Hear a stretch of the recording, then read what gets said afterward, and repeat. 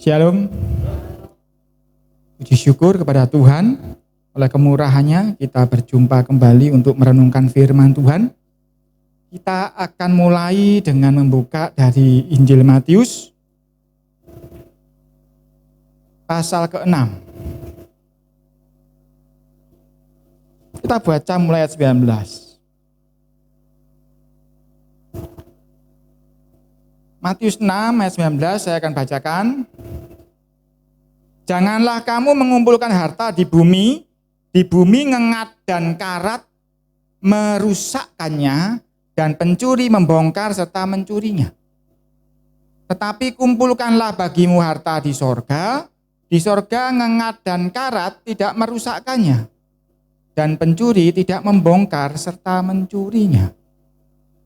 Saudara-saudara, ini sering kali kita baca ayat ini, dan ini bicara mengenai mengumpulkan harta. Tuhan ngomong jangan kumpulkan harta di bumi, tetapi kumpulkan harta di sorga. Tapi kalau kita baca lagi kelanjutannya, kalau kita berpikir kritis, ini aneh saudara. Habis ngomong soal mengumpulkan harta, kita baca ayat 21. Karena di mana hartamu berada, di situ juga hatimu berada. Awal-awalnya ngomong soal ngengat, karat, pencuri dan sebagainya. Tetapi ujung-ujungnya Tuhan ngomong soal hati. Di mana hartamu berada, di situ juga hatimu berada. Kalau yang engkau kejar harta di bumi, berarti hatimu di bumi. Kalau engkau kejar hartamu di sorga, berarti hatimu di sorga. Ini bicara mengenai hati, saudara-saudara. Kalau kita baca lagi lebih lanjut, lebih aneh lagi, saudara-saudara. Tadinya ngomong mengumpulkan harta, terus ngomong hati. Ayat 22, mata adalah pelita tubuh. Jika matamu baik, teranglah seluruh tubuhmu. Lah lapo Tuhan kok bahasa Surabaya nih belakrak ngomong soal mata itu loh. Mata adalah pelita tubuh. Jika matamu baik, teranglah seluruh tubuh. Jika matamu jahat, gelaplah seluruh tubuhmu. Jadi jika terang yang ada padamu gelap, betapa gelapnya kegelapan itu. Berarti ngomong hati loh, ngomong mata, saudara-saudara. Tadi awalnya ngomong harta, hati, mata. Apa hubungannya ini? Ini sebetulnya kalau digali lagi dalam sekali sampai kemana-mana saudara-saudara. Tetapi pagi hari ini saya akan membatasi saja sebagian yang kita akan bahas.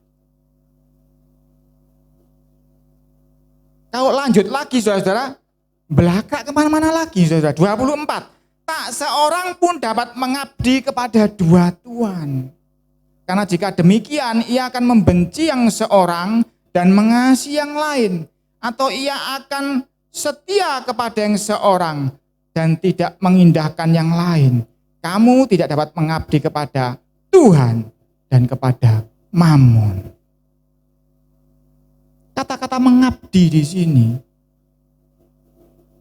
abdi, kalau bahasa Indonesianya, kalau bahasa Yunaninya ini dari kata doliuen, dari kata dasar doliu, yang sama dengan dolos, artinya melayani, mengabdi sebagai budak.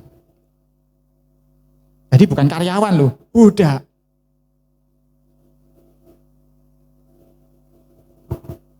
Ketika ngomong soal harta, ngomong soal hati, ngomong soal mata, lalu ujung-ujungnya mengenai perbudakan.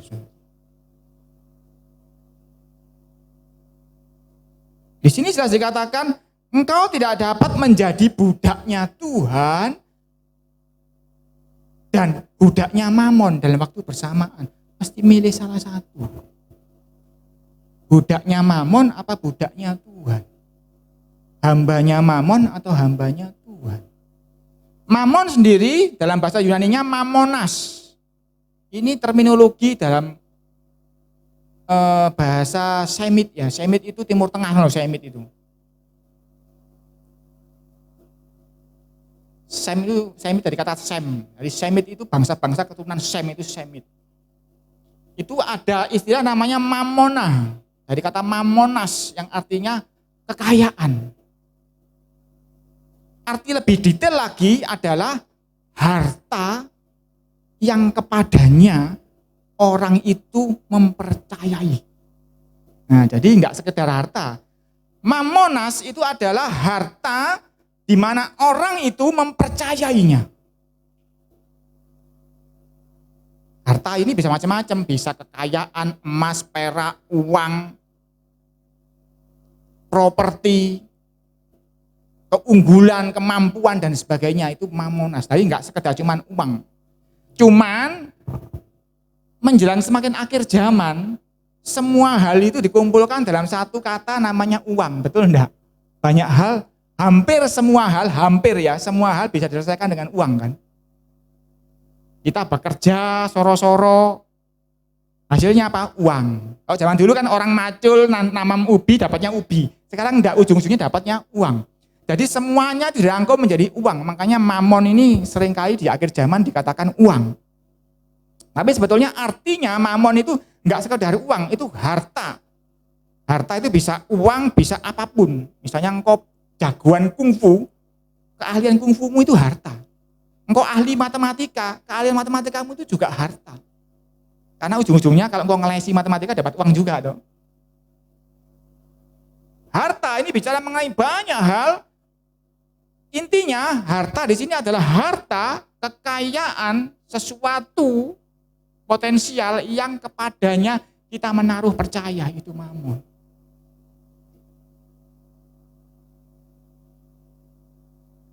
Karena itu perkataan kamu tidak dapat mengabdi kepada Tuhan dan kepada mamon ini tidak cuma untuk orang kaya. Orang miskin bisa tidak jadi budaknya uang? Bisa, justru bisa. Demi uang bisa menjadi pelacur, bisa jadi perampok, demi uang. Loh, aku enggak punya uang Pak, gimana jadi budaknya uang? Bisa. Jadi jangan dikira ayat soal mamon ini hanya untuk orang kaya. Enggak, untuk semua orang yang punya uang maupun tidak punya uang. Saudara tahu namanya budak? Budak itu berarti hidupnya untuk menjalankan perintah tuannya.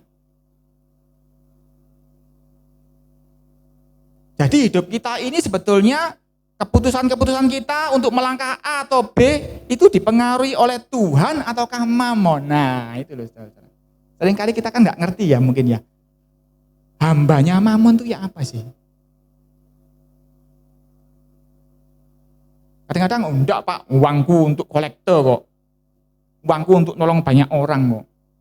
Aku enggak diperintah uang Pak, uang tak perintah be aku, tak gawe macam-macam. Termasuk tak pakai untuk bayari orang, mukuli orang. Aku yang berkuasa bukan uang Pak. Tapi inilah hebatnya si iblis menipu. Hal ini sebetulnya, kalau saudara lihat ya, baca dari atas tadi saya katakan. Dari harta ngomong soal hati. Hati ngomong soal mata. Mata ngomong soal mengabdi kepada siapa. Sejak kapan sih hal ini sebetulnya terjadi? Kita buka Kejadian pasal 2. Supaya kita tahu soal mamon ini bukan sejak ada uang, bukan. Kita buka Kejadian pasal 2. Mulai 15 kita baca. Kejadian 2:15. Tuhan Yahweh mengambil manusia itu dan menempatkannya dalam taman Eden untuk mengusahakan dan memelihara taman itu. Pegang dulu ya, ayat berikutnya 16. Lalu Tuhan Yahweh memberi perintah ini kepada manusia. Semua pohon dalam taman ini boleh kau makan buahnya dengan bebas. Tetapi pohon pengetahuan tentang yang baik dan yang jahat itu, janganlah kau makan buahnya. Sebab pada hari engkau memakannya, pastilah engkau mati. Ini nanti diplesetkan sama iblis, sama Hawa diplesetkan ini. Ingat Tuhan ngomong, pada hari engkau memakannya. Dan kita ingat ya, katanya Musa, 1 hari di hadapan Tuhan seperti 1000 hari, 1000 tahun. Jadi benar, pada hari engkau memakannya, engkau mati. Benar, karena apa? Engkau lihat Kejadian sampai Wahyu, tidak ada seorang manusia pun yang umurnya lebih dari 1000 tahun. Dari Adam sampai nanti Wahyu tidak ada manusia yang umurnya lebih dari 1000 tahun. Karena memang Tuhan sudah ngomong, ketika engkau memakan buah itu, pada hari itu, engkau akan mati. Jadi umurnya nggak ada sampai 1000 tahun. Itu secara fisik, secara rohani. Kematian rohani lebih mengerikan, saudara-saudara. Tapi kita baca dulu tadi ayat yang kita simpan tadi. Tuhan menempatkan Adam di Taman Eden untuk mengusahakan dan memelihara taman itu. Adam di Taman Eden, Adam, taman ini usahakan peliharaan. Yang aneh kemudian, semua buah engkau boleh makan, kecuali buah pengetahuan yang baik dan yang jahat itu. Apa itu buah pengetahuan baik dan jahat? Adalah buah untuk kepandaian, kepintaran. Bayangkan, ini kalau kita kritis kita akan tanya pasti kan, Tuhan, Adam engkau kasih tugas untuk memelihara, mengelola, menjadi manajernya taman, tapi engkau nggak kasih kepintaran. Dia tidak boleh menyentuh pohon kepintaran itu. Pernah nggak saudara pikirkan itu? Banyak orang berkhotbah mengenai kejadian ini, selalu dia ngomong, Tuhan selalu siapkan untuk manusia, selalu siapkan, sudah dikasih ini, manusia diciptakan sudah enak semua, sudah ada. Tapi ada satu hal yang Tuhan tidak mau manusia sentuh, yaitu pengetahuan yang baik dan yang jahat. Padahal Adam diperintahkan untuk mengelola taman itu. Gimana caranya mengelola taman itu kalau dia nggak kasih kepintaran? Betul enggak? Pikiran saya ini kan wajar toh, logis kan.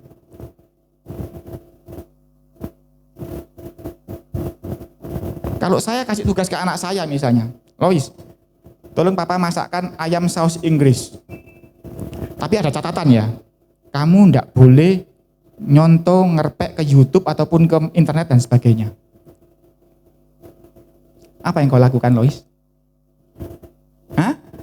Enggak masak. Tuhan ngomong, Adam, kelola Taman Eden ini, tapi engkau enggak boleh pegang kepintaran itu. Kalau saya jadi Lois ya, papiku yang baik hati, engkau menyuruh aku masak ayam saus Inggris, aku enggak boleh nyontek YouTube, aku ajarono ya Via. Betul enggak? Pada saat itu, ketika hubungan awal Tuhan dengan Adam, ketika Adam ini, bayangan saya ini kan imajinasinya luar biasa, dan saya punya pikiran orang teknikal, selalu mikirnya itu kemana-mana. Bayangan saya Adam waktu itu memelihara Taman Eden. Ini yang namanya binatang babi ini kok ada bunga-bungaan digulung-gulung semua, sukaannya kok gitu ya. Gimana caranya ya nangani ini? Ini namanya jerapah, ini apa sih? Tidur di padang rumput, setiap kali makan aku dipanggil. Adam, aku lapar, aku harus nyarikan daun-daun untuk kasih makan jerapah ini. Gimana ya caranya ya? Bodoh kok Adam waktu itu kok. Dia ketemu, Bapak Tuhan, jerapah kayak gitu ya apa Tuhan? Adam, jerapah itu suruh tinggal di taman yang di sana, yang pohonnya tinggi-tinggi, suruh makan sendiri, daun-daun yang tinggi. Babi itu suruh ke sana loh, deketnya sungai, sing banyak lumpur-lumpurnya, suruh klesotan di situ, nggak repotin kamu. Kira-kira seperti itu bayangan saya. Adam bodoh kok, belum mengerti pengetahuan baik dan jahat kok. Segala sesuatu dia akan tanya, Bapak bagaimana caranya? Tuhan bagaimana caranya ini? Pada saat itu ada hubungan yang sangat intim antara Tuhan dengan Adam. Karena Tuhan itu kita sudah tahu dia Tuhan yang bertanggung jawab. Dia tidak pernah kasih permasalahan yang manusia tidak bisa selesaikan sebetulnya. Saat itu ada komunikasi yang sangat luar biasa antara Tuhan dengan Adam. Saya tidak tahu bagaimana Adam jelaskan kepada Hawa, karena waktu Tuhan perintahkan mengenai buah ini, Hawa belum ada. Tapi kita baca soal mengenai ketika Hawa dicobai sama setan. Kejadian 3 ayat 1 kita mulai baca. Adapun ular ialah yang paling cerdik dari segala binatang di darat yang dijadikan oleh Tuhan Yahwa. Ular itu berkata kepada perempuan itu, tentulah Tuhan berfirman, semua pohon dalam taman ini jangan kamu makan buahnya. Bukan setan ya. Setan senengannya meleset ngomongnya Tuhan. Jadi kalau kita tidak belajar firman Tuhan, kita akan ditipu dengan firman Tuhan. Ditipu dengan omongan biasa kita bisa ngelawan, ditipu dengan firman Tuhan itu yang bahaya. Ayat 2, lalu saut perempuan itu kepada ular itu, buah pohon-pohonan dalam taman ini boleh kami makan. Betul ini ya. Ayat 3, tetapi tentang buah pohon yang ada di tengah-tengah taman, Tuhan berfirman, jangan kamu makan ataupun raba. Kapan Tuhan ngelarang untuk ngeraba? Ditambahi sudah ini ya. Nanti kamu mati. Kan beda artinya. Kalau engkau raba buah itu kamu mati. Tuhan nggak ngomong gitu. Ketika engkau memakannya, pada hari itu engkau akan mati. Kan berbeda itu. Karena itu ular bisa nipu Hawa. Cobaan raba entah diraba gak mati itu. Bener omonganku. Tuhan bujuk berarti. Nah. Karena tidak membaca, tidak mendengar firman dengan baik. Saya tidak tahu apakah Adam salah nyeritain ke Hawa atau Hawa yang kurang atau gimana. Ceritanya yang jelas seperti itu. Tetapi ular itu berkata kepada perempuan itu, sekali-kali kamu tidak akan mati. Tetapi Tuhan mengetahui bahwa pada waktu kamu memakannya, matamu akan terbuka dan kamu akan menjadi seperti Tuhan. Tahu tentang yang baik dan yang jahat. Perhatikan bahwa matamu akan terbuka. Ini bicara mengenai mata. Yang kita tadi baca, Yesus ngomong mengenai mengumpulkan harta, ngomong soal mata. Dan dikatakan engkau akan menjadi seperti Tuhan. Ini benar-benar kebohongan sangat besar. Walaupun manusia pandai, makan buah itu 1000 kali pun gak akan seperti Tuhan. Ya cuma dia tahu gitu, pinter. Jadi pinter tahu baik dan jahat. Tahu baik dan buruk. Tapi gak akan seperti Tuhan. Tuhan lebih dari itu bukan. Tetapi iblis luar biasa membohongi si Hawa ini. Ayat 6. Perempuan itu melihat bahwa buah pohon itu baik untuk dimakan dan sedap kelihatannya. Mulai matanya, tadi katakan matanya gelap ini mulai. Kalau terang di dalam tubuhmu itu gelap, semuanya menjadi gelap. Lagi pula pohon itu menarik hati. Ini ngomong soal hati saat ini. Karena memberi pengertian. Apa menariknya punya pengertian waktu itu? Coba bayangin. Bagi Hawa, apa pentingnya pengertian saat itu? Dia hidup serba kecukupan. Kalau Lois tak kasih uang 1 triliun, bagi dia penting enggak belajar matematika? Enggak penting. Uang 1 triliun di tangan, enggak perlu belajar matematika. Kalau dia perlu ngitung, aku gaji kamu ya insinyur untuk ngitung kalau aku butuh ngitung. Gitu ya. Uangnya 1 triliun kok. Perlu belajar matematika? Enggak perlu. Aku gaji akuntan, aku belajar insinyur, gaji semua orang-orang pinter. Tolong aku enggak perlu pinter, kamu yang pinter ya. Tak bayar, kan gitu, nak uangnya banyak. Hawa dan Adam saat itu tidak kekurangan sesuatu apapun yang baik. Kenapa hatinya ingin punya pengertian? Tak pikir-pikirin Pak. Apa Hawa kok kepingin pengertian? Dia tidak kekurangan sesuatu apapun. Bojo ganteng ya duwe. Bojone pewaris kerajaan surga, Taman Eden, penguasa Taman Eden. Ya, kalau saudara punya yang perempuan, kalau ada laki-laki ganteng, manajernya misalnya perusahaan besar kan wis gak kepingin liya toh. Ini loh, bojone Hawa ini loh sudah manajernya Taman Eden. Pemimpin tunggal, direktur tunggal. Kenapa dia hatinya kepingin kepinteran itu. Perhatikan tadi yang ilustrasi saya. Ketika manusia tidak punya kepinteran, dia harus gimana? Tuhan ya apa ini? Tuhan ya apa ini? Rupanya mungkin, saya tidak bisa memastikan, mungkin Hawa jenuh dengan bertanya kepada Tuhan. Dia kepingin memutuskannya sendiri. Jadi dia hatinya tertarik kepada pengertian itu. Inilah awalnya seorang manusia mulai tertarik untuk menjadi hambanya Mamon. Ketika dia hambanya Tuhan, segala sesuatu yang dia perbuat selalu, Tuhan, gimana yang baik menurutmu? Gimana yang menyenangkan menurutmu? Kalau kita sudah punya Mamon, kita akan ngitungnya berbeda. Kalau engkau punya uang 1 juta, mungkin gak sepiro kacek. Tapi kalau engkau punya uang 1 triliun, engkau akan mulai masak beli sepatu sing hargane 300.000. 300 juta dong, murah banget. Akhirnya apa? Keputusan bukan Tuhan menyenangkan ndak ini, tapi ndak, uangku cukup ndak ini. Nah, setiap keputusan dalam hidup orang itu akhirnya uangku cukup ndak. Nek cukup tak jalani. Tidak lagi tanya, Tuhan menyenangkan hatimu ndak aku menjalani ini. Ini loh saudara-saudara. Bahayanya Mamon itu tidak cuma sekedar uang, apapun yang engkau percayai selain Tuhan. Kalau keputusanmu itu berdasarkan itu, itulah engkau sedang menjadi hambanya Mamon.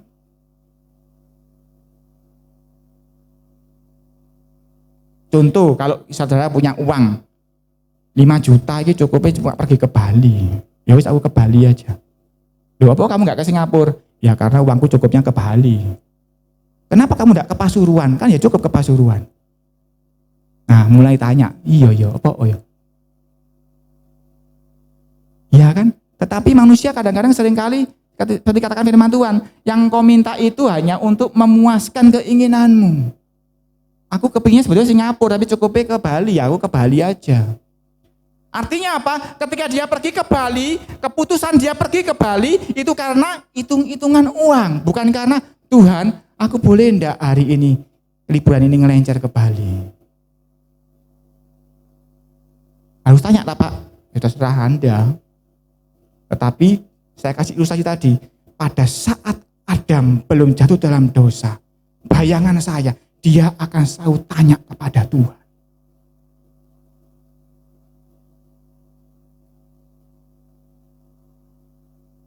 Seringkali kepintaran kita, kemampuan kita, harta kita, itu yang menjadi pertimbangan kita ketika kita melangkah sesuatu.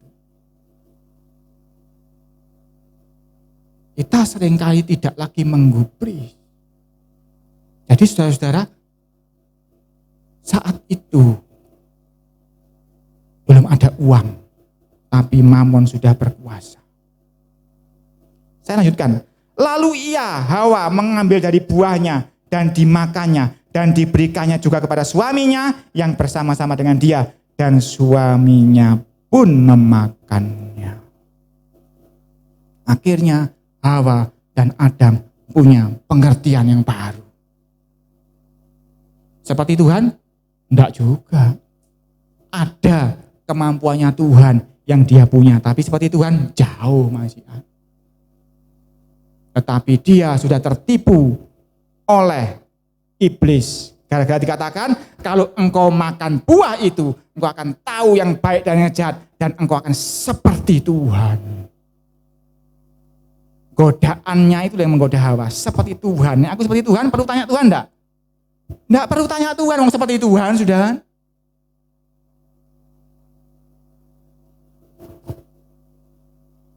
Jadi saudara, mengenai hamba Mamon atau hambanya Tuhan ini bukan sekedar uang di tangan saudara. Tapi banyak hal Ketika engkau hidup, apakah engkau sering bertanya-tanya kepada Tuhan ataukah tidak? Saudara lihat, setelah kejatuhan Adam, ada seorang yang namanya Henokh yang bergaul dengan Tuhan. Kita sempat singgung kapan hari. Bergaul ini berarti berjalan dengan Tuhan. Ada perkataan firman Tuhan, sepakatkah dua orang kalau jalan bersama? Pasti ada sepakat, pasti ada omong-omongan, pasti ada komunikasi. Ada tanya jawab di sana. Henokh menjalani hidupnya seperti ketika Adam belum makan buah pengetahuan yang baik dan yang jahat. Karena itu Tuhan begitu sayang dengan Henokh sehingga diangkatnya. Mungkin ini perkiraan saya, mungkin ya. Eden kan dia ono manajer deh dah. Henokh aja tak taruh manajernya di sana. Kira-kira pikiran saya itu seperti itu. Eden kan kosong, gak ada manajernya. Tak kasih aja Henokh ini loh, orang yang bercakap-cakap dengan aku terus. Ini pantas jadi manajer gantiin Adam. Kira-kira ya, itu bukan pasti. Tapi pikiran saya seperti itu, yang terbatas ini. Musa ya sama tanya kepada Tuhan. Tuhan, orang-orang ini loh, mau diapakno ini? Airnya pahit itu loh, gak bisa minum. Ambil kayu, lemparkan. Air pahit menjadi manis. Itu hasil dari Musa bertanya. Tuhan, di belakang ada pasukan, di depan ada laut. Bagaimana Tuhan? Acungkan tongkatmu. Musa ngerti enggak awalnya? Enggak ngerti toh? Tapi dia tanya, Tuhan gimana acungkan tongkatmu? Maka laut itu terbelah. Kira-kira kalau Musa seperti seperti Hawa hatinya, ada iblis misi, tak bisi kok ngene ya kon seperti Tuhan, gak perlu tanya lagi. Tapi Musa itu hatinya paling lembut di bumi. Dia tidak bisa seperti itu, dia selalu ngomong kepada Tuhan. Bahkan Tuhan mau memusnahkan bangsa Israel pun sama dia dinego, jangan Tuhan, nanti namamu dipermalukan. Jangan dimusnahkan bangsa Israel. Itu loh Musa, selalu bercakap-cakap dengan Tuhan. Tapi ada kalanya Musa adalah juga manusia. Ketika Tuhan ngomong, Tuhan gak ada air, bicara kepada bukit batu itu, suruh mengeluarkan air. Saking gemesnya Musa, gak ngomong tapi dipukul, teyer. Karena hal itu saja loh, Musa gak boleh masuk ke tanah Kanaan. Gara-gara cuma gitu toh loh. Tanya Tuhan, diapain Tuhan supaya ada air? Suruh batu itu mengeluarkan air. Dia pukul. Karena apa? Sebelumnya Tuhan pernah suruh pukul. Pikirnya lah podo wae lah, pingin nari kon mukul, saya tak pukul wae. Salah. Begitu pula Yosua sama. Ketika dia menyerang Yeriko, dikelilingi semua 7 kali. Yeriko roboh. Tapi setelah Yeriko dia melawan kota Ai. Apa kata anak orang-orang Israel? Yosua, gak usah akeh-akeh, 3.000 orang aja, Ai kotanya kecil.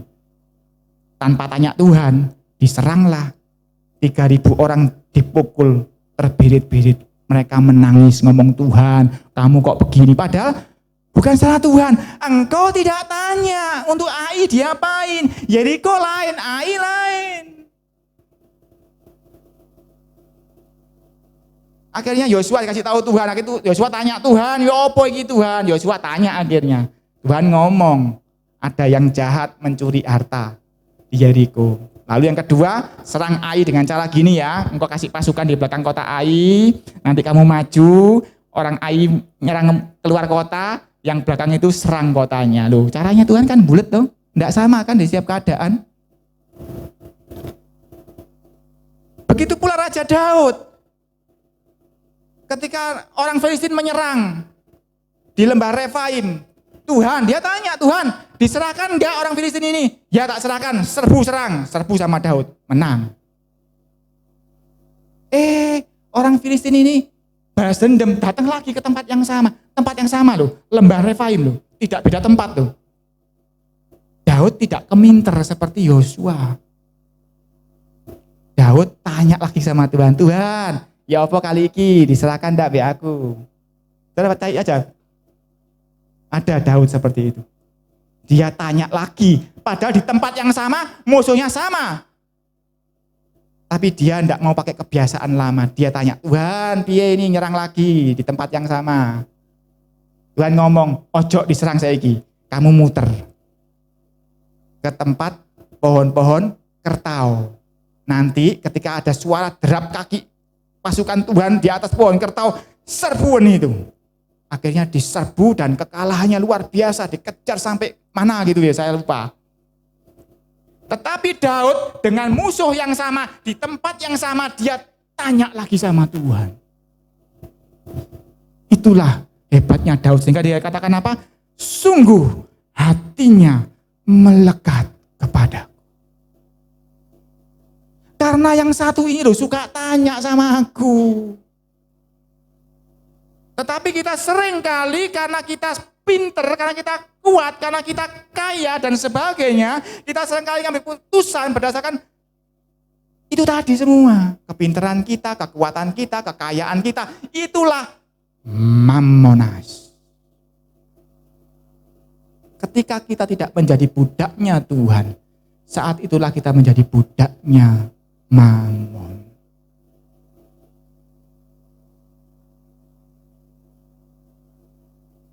Daud itu loh, hartanya enggak karu-karuan. Kalau secara hitung-hitungan ya, untuk bikin bait suci 3 cukup mungkin hartanya Daud itu. Tapi dia tanya, Tuhan, boleh enggak aku bangun bait suci? Enggak boleh, nanti Salomo yang bangun. Ya nurut itu Daud. Semua emasnya dikumpulkan di gudang, disiapin untuk Salomo bikin. Ya toh? Itu loh yang hatinya melekat sama Tuhan, yang hambanya Tuhan.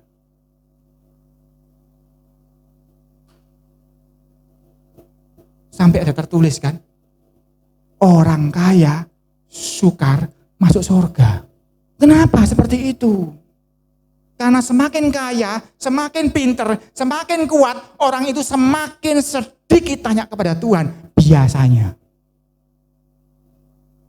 Tapi itu tidak berlaku buat Daud. Tapi yang namanya Daud, manusia juga bisa pernah jatuh. Dia kan tidak pernah tanya, Tuhan, Batseba itu ayu loh, Uria tak pateni yo. Dia kan tidak pernah tanya gitu. Sehingga pada saat dia tidak tanya, dia jatuh. Coba dia tanya sama Tuhan, Tuhan boleh tidak Uria tak pateni Tuhan, aku suka sama Batseba. Pasti sama Tuhan dilarang. Tapi saat itu dia nggak tanya. Sama seperti Yosua. Habis tanya soal perang, dia ketemu orang Gibeon, nggak tanya. Bikin perjanjian dengan orang Gibeon, ditipu dia. Padahal Gibeon itu ya orang di Kanaan itu termasuk sebetulnya. Tapi dari pengalaman-pengalaman kita tahu, semakin kita sedikit bertanya kepada Tuhan, semakin kita kehilangan otoritas Tuhan dalam hidup kita. Semakin engkau sering bertanya. Karena itu kalau saudara pernah dengar kesaksiannya, siapa ya? Dr. Yusak ya kalau nggak salah ya. Sembarang tanya dia. Tuhan aku sarapan apa gitu Tuhan ya? Tanya kabeh tanya ambean. Katanya orang-orang, wah lebay orang itu ya. Mungkin pengertiannya orang itu tidak sama. Tetapi mungkin loh ya, Dr. Yusak mungkin juga punya pengertian yang sama yang saya punya saat ini. Semakin kita sering bertanya kepada Tuhan, semakin kita sedikit kelirunya. Semakin kita menyenangkan hatinya. Karena apa? Yang kita lakukan itu sesuai dengan yang Tuhan mau. Daud itu hartanya gak karu-karuan akeh, saudara-saudara.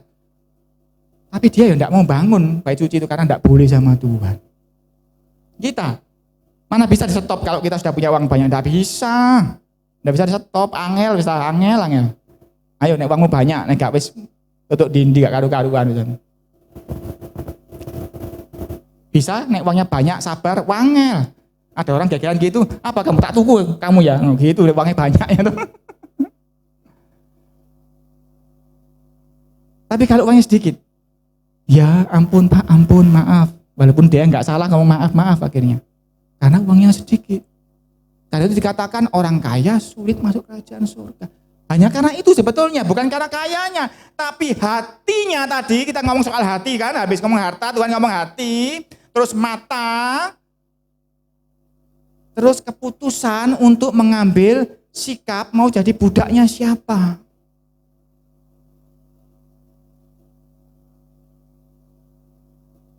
Hati ini penting saudara-saudara, dari hati terus ke mata. Kalau jatuh cinta kan dari mata turun ke hati. Ini enggak, dari hati dulu, lari ke mata. Matamu ini melihat siapa?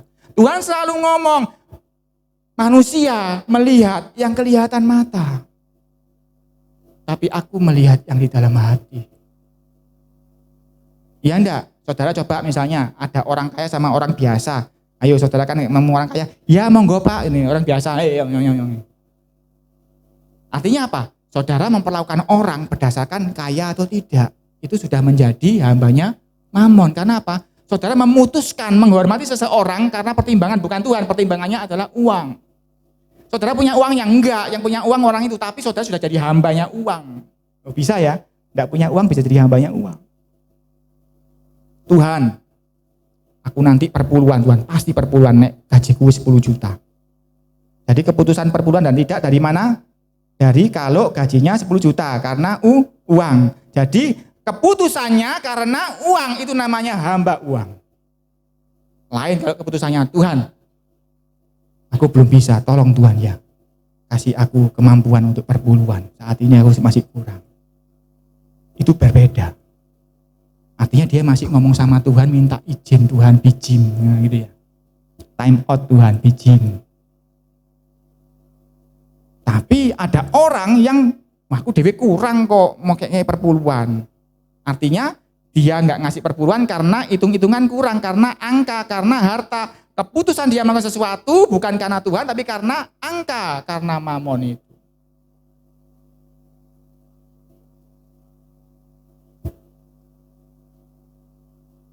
Aku gak iso ngampuni orang itu Tuhan. Biarno gak iso. Tuhan ku gak iso apa-apa mbak aku. Gak berdamai aku dengan orang itu, biarin. Dia ngelawan aku gak iso. So apa orang itu? Nah, hitung-hitungannya apa? Bukan Tuhan tapi kekuatan. Itu juga hamba mamon. Setiap kali langkah kita harus tahu apakah Tuhan mau.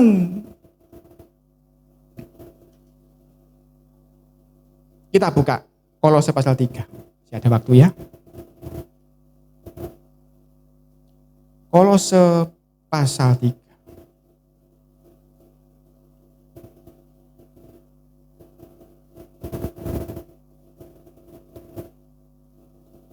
Ayat 22. Hai hamba-hamba, taatilah Tuhanmu yang di dunia ini dalam segala hal, jangan hanya di hadapan mereka saja untuk menyenangkan mereka, melainkan dengan tulus hati karena takut akan Tuhan. 23. Apapun juga yang kamu perbuat, perbuatlah dengan segenap hatimu seperti untuk Tuhan dan bukan untuk manusia. Kalau kita memilih menjadi hambanya Tuhan, kita akan melakukan karena ini apa? Berbuat segala sesuatu. Apapun juga yang kamu perbuat. Perbuatlah dengan segenap hatimu seperti untuk Tuhan. Jadi apapun engkau mau beli sesuatu, engkau mau pergi sesuatu, engkau mau sekolah sesuatu, engkau mau kerja sesuatu, kerjakan itu untuk Tuhan. Engkau makan sesuatu, tidak makan sesuatu, engkau pakai sesuatu, tidak pakai sesuatu, kerjakan itu untuk Tuhan. Karena itu pernah saya katakan, kalau engkau mau mengantemi orang, pamit sama Tuhan dulu. Tuhan tak antemi orang itu ya, dalam nama Yesus tak antemi gitu. Cobaan.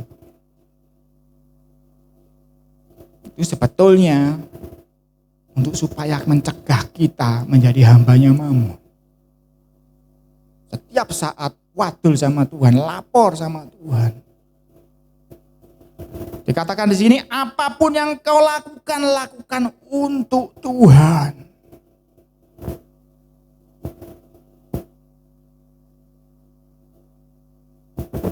Satu Korintus pasal 6, kita baca lagi lebih lanjut. Supaya ada beberapa ayat mendasari kita. 1 Korintus 6 ayat 12. Segala sesuatu halal bagiku, tetapi bukan semuanya berguna. Segala sesuatu halal bagiku, tetapi aku tidak membiarkan diriku diperhamba oleh suatu apapun. Nah, ini omongannya Rasul Paulus. Dia tidak mau diperhamba oleh suatu apapun. Jadi enggak ngomong soal uang, mamon itu memang. Oleh suatu apapun. 13, makanan adalah untuk perut dan perut untuk makanan, tetapi kedua-duanya akan dibinasakan Tuhan. Tetapi tubuh bukanlah untuk percabulan, melainkan untuk Tuhan dan Tuhan untuk tubuh.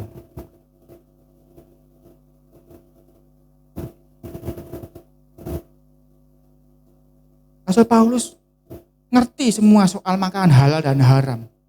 Bagi dia halal semua bisa. Tetapi dia tidak mau diperhamba oleh pengetahuan itu.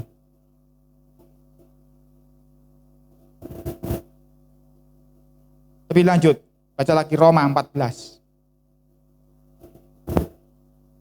Roma 14. Kita baca mulai ayat 4. Siapakah kamu sehingga kamu menghakimi hamba orang lain?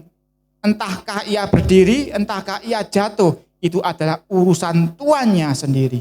Tetapi ia akan tetap berdiri karena Tuhan berkuasa menjaga dia terus berdiri. Masing-masing dari kita ini hamba Tuhan. Tapi seringkali kadang kita berbeda pendapat. Ayat 5, yang seorang menganggap hari yang satu lebih penting daripada hari yang lain. Tetapi yang lain menganggap semua hari sama saja. Hendaklah setiap orang benar-benar yakin dalam hatinya sendiri. Siapa yang berpegang pada suatu hari yang tertentu, ia melakukannya untuk Tuhan. Dan siapa makan, ia melakukannya untuk Tuhan. Sebab ia mengucap syukur kepada Tuhan. Dan siapa tidak makan, ia melakukannya untuk Tuhan. Dan ia juga mengucap syukur kepada Tuhan. Sebab tidak ada seorang pun di antara kita yang hidup untuk dirinya sendiri. Dan tidak ada seorang pun yang mati untuk dirinya sendiri. 8. Sebab jika kita hidup untuk Tuhan. Dan jika kita mati untuk Tuhan. Jadi baik hidup atau mati, kita adalah milik Tuhan. Sebab untuk itulah Kristus telah mati dan hidup kembali, supaya ia menjadi Tuhan. Ini terjemahnya Tuhan ya. Bahasa aslinya sebagai Tuhan. Baik atas orang-orang mati maupun atas orang-orang hidup. Jadi Tuhan Yesus menebus kita supaya dia menjadi Tuhan kembali seperti ketika Adam belum jatuh dalam dosa. Biar Tuhan Yesus menjadi Tuhan, kita menjadi hamba-hambanya. Karena itu kalau ada orang ngomong babi ini haram, ya jangan makan. Lakukan itu untuk Tuhan. Tapi kalau ada yang ngomong babi ini oke saja boleh dimakan, ya makan itu dengan percaya dan lakukan itu untuk Tuhan. Ada dulu seseorang, dia punya baju putih yang bagus, dijaga bersih. Kalau ke gereja harus pakai baju putih itu.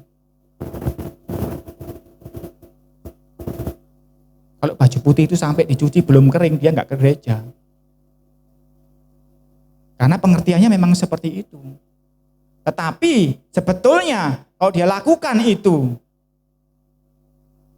juga dia berarti keputusannya bukan kepada Tuhan maunya apa, tapi bajunya maunya apa. Artinya apa? Dia menjadi hambanya mamon. Mamonnya bukan uang, ya bajunya itu mamonnya dia. Padahal di Papua sana orang pakai koteka datang ke gereja, muji Tuhan, haleluya, haleluya, pakai koteka saja.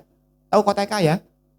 Yang cuma selontongan dimasuk sini tuh. Nah, itu koteka, tapi dia muji Tuhan, haleluya di sana di Papua. Tadi yang punya WA tadi saya sudah bagikan bagaimana penginjil-penginjil di Papua beribadah cuma di tengah hutan gitu toh, duduk di atas kursi kayu seadanya, pakaian nggak dilihat, telanjang pun boleh datang. Tetapi setiap orang punya pengertian di hadapan Tuhan, dialah yang melakukan sesuatu dilakukan untuk Tuhan, karena Tuhan yang memeriksa hati.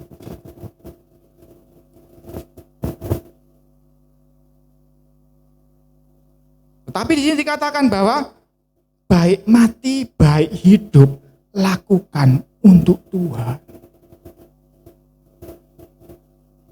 Dan masing-masing kau sudah lakukan untuk Tuhan, yang menilai bukan manusia lagi, tapi Tuhan. Engkau boleh ngomong, aku sudah betul, tapi Tuhan yang menilai betul dan salah. Tetapi masing-masing harus tahu bahwa Tuhan menebus kita. Dikatakan tadi, siapakah engkau sehingga engkau menghakimi hambanya orang lain? Kita hidup disuruh sehati sepikir, tidak perlu saling menghakimi. Tetapi kita harus tahu masing-masing dari kita, baik hidup, baik mati, semuanya harus untuk Tuhan. Kerjakan itu masing-masing pribadi dengan takut dan gentar. Ya nanti kalau salah itu Roh Kudus ingatkan kok. Saya ingat Mami itu ya. Mami kan uangnya terbatas ya, hamba Tuhan. Full timer, tidak ada penghasilan, terbatas. Makan, diri kadang makan sama kerupuk anaknya. Tapi pernah loh dia itu ngajak makan gitu. Saya dengar, masih ingat omongannya dia sama papi. Daripada uang ini untuk obat, yuk kita makan. Senang-senang, sehat di hadapan Tuhan. Uangnya terbatas loh, tapi kadang-kadang dia putuskan seperti itu untuk makan di hadapan Tuhan. Ada, ini ilmunya lain lagi, ada di banyak di perjamuan Anjuran Lama itu. Makan di hadapan Tuhan itu ada sendiri. Saya teringat ini saya ceritakan, karena apa? Kalau ngikuti uang, kadang-kadang nggak cukup dia nggak makan keluar, tapi dia kadang-kadang ajak anaknya keluar makan. Mungkin yang nggak tahu omongannya mami saya, ngertinya mamiku lagi uangnya lagi banyak, padahal enggak. Dia ngomong, saya dengar waktu itu dia ngomong sama papi. Daripada untuk obat sakit, ayo kita makan. Senang-senang di hadapan. Itu lain lagi, nanti jelaskan kapan-kapan. Tetapi saya ngomong bahwa keputusan kadang-kadang bisa menyalahi apa yang pikiran manusia yang lain. Tetapi dia melakukannya untuk Tuhan. Di lain waktu, mami saya cuma beras 1 kilo separuhan, ya setengah kilo untuk kamu, setengah kilo untuk aku. Pasti dia perhitungannya bukan uang dong, hitungannya pasti untuk Tuhan. Jadi apapun yang dia kerjakan, saya belajar dari kecil melihat orang tua saya ini, oh begini, memang dia nggak sempurna. Orang tua saya juga manusia nggak sempurna, tapi ada poin-poin yang saya belajar bahwa dia menjalankan apa yang Tuhan mau. Nah itu saya belajar banyak dari beliau berdua. Banyak sekali rahasia-rahasia yang kadang-kadang mereka tidak katakan, tetapi tersirat dari apa yang mereka katakan. Bahwa menjadi hamba Tuhan itu tidak segampang kata orang atau kelihatannya. Karena jadi hamba Tuhan itu cuma simpel sebetulnya. Semakin engkau banyak bertanya kepada Tuhan, engkau akan menyenangkan Tuhanmu itu.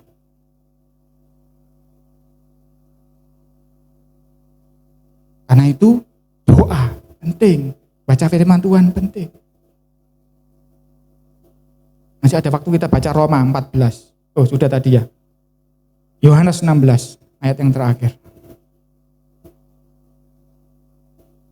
Yohanes 16 ayat 13. Tetapi apabila ia datang, yaitu roh kebenaran, ia akan memimpin kamu ke dalam seluruh kebenaran, sebab ia tidak akan berkata-kata dari dirinya sendiri, tetapi segala sesuatu didengarnya itulah yang akan dikatakannya, dan ia akan memberitakan kepadamu hal-hal yang akan datang. Ia akan memuliakan aku, sebab ia akan memberitakan kepadamu apa yang diterimanya daripadaku. Segala sesuatu yang Bapa punya adalah aku punya. Sebab itu aku berkata, ia akan memberitakan kepadamu apa yang diterimanya daripada. Kita kadang-kadang tidak bisa sekarang ini komunikasi seperti Adam saat itu. Kita mungkin tidak bisa seperti Daud ngomong-ngomong sama Tuhan, tidak bisa seperti Musa, tidak seperti Yosua atau Abraham ngomong-ngomong sama Tuhan. Tetapi Tuhan Yesus janjikan seorang penolong, yaitu Roh Kudus. Dan Roh Kudus itu yang akan mengingatkan. Dia akan memimpin kamu ke dalam seluruh kebenaran. Dan dia akan berkata-kata dari apa yang Tuhan Yesus katakan. Dan Yesus itu pada mulanya adalah firman. Kalau engkau kepingin tahu apa yang Tuhan Yesus mau, baca firman. Ini adalah yang Tuhan Yesus mau. Baca, nanti roh kebenaran itu akan menuntunmu mengerti kehendak Tuhan. Dan ketika engkau semakin banyak baca, terus engkau semakin banyak tanya, Roh Kudus itu akan menjelaskan kepadamu. Dan saat itulah engkau menyenangkan hati Bapa. Karena apa? Apa yang engkau kerjakan, engkau tanya kepada Dia. Apa yang engkau lakukan. Bahkan hal yang paling jahat pun ketika engkau konsultasikan kepada Tuhan, itu akan diubah Tuhan menjadi sesuatu yang mulia. Karena itu saudara-saudara, hari ini kita belajar bahwa untuk menjadi hambanya Tuhan, sering-sering engkau bergaul dengan Tuhan. Kalau engkau sering-sering menghitung uangmu, ya engkau akan akrab sama uangmu sih. Apalagi engkau akrab dengan HP-mu, ya engkau akan akrab sama HP. Ayo saudara-saudara, kita tiru bapak-bapak rohani yang dulu itu. Abraham, Musa, Daud, Henokh. Mereka bergaul dengan Tuhan. Mereka bertanya. Bergaul itu apa sih? Bertanya. Saya sering kali mengkritik anak saya. Engkau jauh sama dulu kecil, nak. Apa Pak? Kan aku tambah pintar mas ini. Enggak, dulu kecil kamu banyak tanya. Sekarang mbok putus-putusi Dewi. Karena merasa bisa, karena sudah punya pengetahuan baik dan jahat. Apalagi sudah sekolah pinter, ya toh? Karena pengetahuan itu bisa menjadi jerat, menjadi mamon. Apalagi nanti kalau anak-anakmu sudah mulai menghasilkan uang, yang sudah mulai kerja, hati-hati ya, jangan terjerat dengan uangmu. Engkau harus terus bertanya-tanya kepada Tuhan. Kalau tidak, engkau nanti akan mengecewakan Dia. Bertanya-tanya kepada Tuhan. Kalau engkau tidak mampu, jujur sama Tuhan. Tuhan, perintah yang ini wangel Tuhan. Ajari aku bisa. Ya toh, saya kan pernah ngomong kepada saudara kan, Tuhan, aku belum bisa ngasih perpuluhan, mampukan aku. Tuhan, aku bisa ngasih 1% masihan, mampukan aku Tuhan.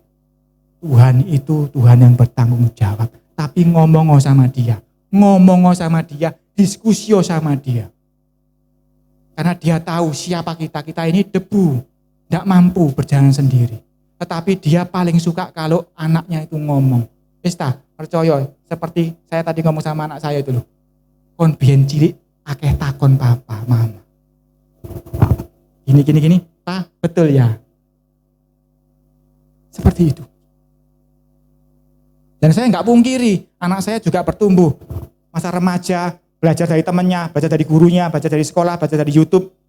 Pernah gontok-gontokan juga dengan saya. Karena dia merasa, aku tahu yang lebih baik.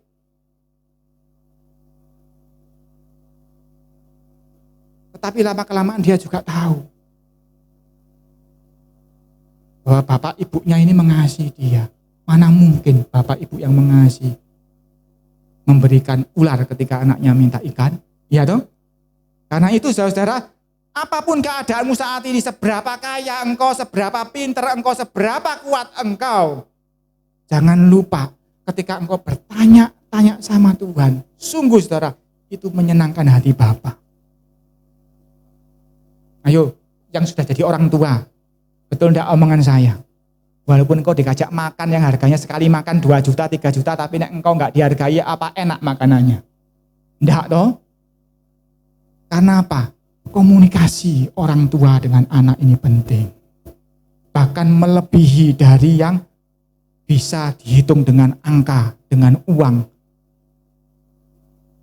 Ketika engkau anak-anak ini menghormati orang tuamu, itu lebih manis daripada uang yang bisa engkau berikan kepada orang tuamu. Apalagi kalau engkau ngasihkan uang sambil engkau hormat, wah tambah lebih manis lagi. Betul saudara-saudara. Kalau engkau bisa hormat be orang tuamu lalu ngasih uang, wah itu lebih baik lagi, lebih dahsyat. Tetapi kita harus tahu ukurannya sekali lagi, baik di hadapan Tuhan maupun di hadapan orang tuamu. Ukurannya yang utama itu bukan angka, Tapi kalau engkau berikan juga angkamu itu kepada orang tuamu senang. Begitu pula dengan Tuhan. Tuhan tidak butuh dengan uangmu. Sungguh tidak butuh karena Tuhan yang punya langit dan bumi. Tetapi ketika engkau memberikan hormatmu kepada Tuhan plus angka-angka yang engkau punya. Angka-angka itu bisa uang, bisa kepandaian, IQ dan sebagainya. Tuhan tambah senang dong. Jadi saudara-saudara, angka itu bicara banyak hal. Termasuk waktumu. Itu juga angka kan. 5 menit, 10 menit. Aku mau doa 5 menit. Tapi aku benar-benar konsentrasi sama Tuhan. Itu senangkan hati Tuhan. Daripada engkau setengah jam berdoa tapi ngelantur kemana-mana. Tetapi lebih baik lagi kalau setengah jam tapi tidak ngelantur ya toh. 1 jam tapi tidak ngelantur, itu lebih baik lagi.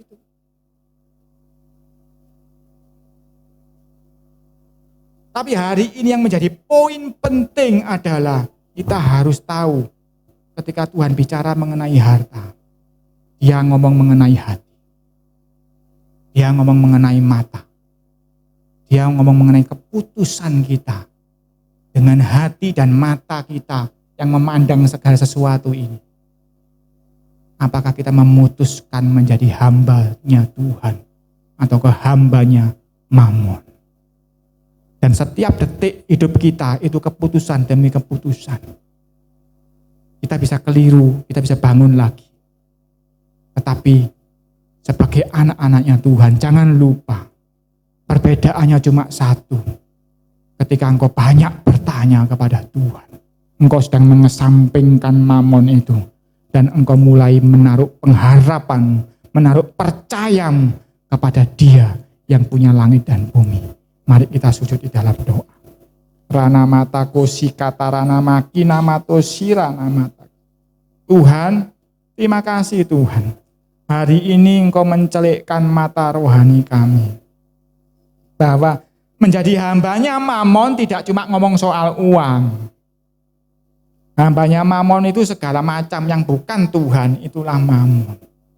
Apapun yang membuat kami menjauh daripadamu, apapun yang membuat kami tidak bertanya kepadamu, itulah Mammon-Mammon yang harus kami hadapi Tuhan.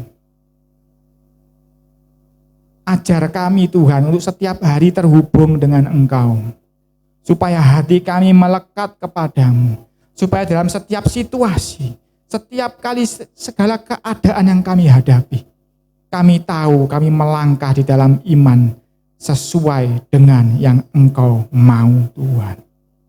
Tuhan, kami ini debu, kami ini bodoh, kami tidak mampu berjalan sendiri. Tetapi kami mau Tuhan untuk menjadi hamba-Mu. Satu komitmen kami Tuhan hari ini. Saudara-saudara sekalian boleh berkomitmen yang sama dengan yang saya sebutkan ini. Bahwa kalau kami mau menjadi hamba-Mu Tuhan, kami akan suka baca firman Tuhan ini. Kami suka merenungkannya. Dan kami mohon Roh Kudus membawa kami pada seluruh kebenaran ini Tuhan. Supaya kami hidup sesuai dengan yang Engkau mau Tuhan. Ampuni kami Tuhan, kalau selama ini Tuhan, mungkin kami sok keminter, sok kaya, sok berkuasa, sok berkekuatan besar. Ajar kami mulai belajar menjadi anak-anak di hadapan-Mu Tuhan. Yang bertanya-tanya, Bapak maumu apa? Bapak ini baik atau buruk? Bapak, apakah aku harus ke kiri ataukah ke kanan? Bapak, aku harus bagaimana ini? Bapak, tolong aku Tuhan. Rana mataku sikata rana mata sini. Apapun kondisimu saudara-saudara, ketika engkau berteriak, Tuhan Yesus akan meninggalkan yang 99 untuk datang menghampirimu. Menjerit di hadapan, Tuhan tolong aku tidak mampu berjalan sendiri. Aku perlu pimpinanmu Tuhan. Aku perlu pegang tanganku Tuhan. Berjalan sesuai dengan yang Engkau mau Tuhan. Mampukan Tuhan setiap anak-anak-Mu di sini untuk menjadi hamba-hamba-Mu Tuhan. Untuk mengesampingkan mamon-mamon yang kami punya Tuhan. Dan kami akan menyenangkan hati-Mu Tuhan. Terima kasih Tuhan, hamba-Mu selesai berbicara. Tetapi Roh Kudus akan terus berbicara kepada masing-masing pribadi. Membukakan pengertian-pengertian baru. membawa kami pada seluruh kebenaran yang Engkau mau. Di dalam nama Yesus, haleluya, amin. Tuhan Yesus memberkati.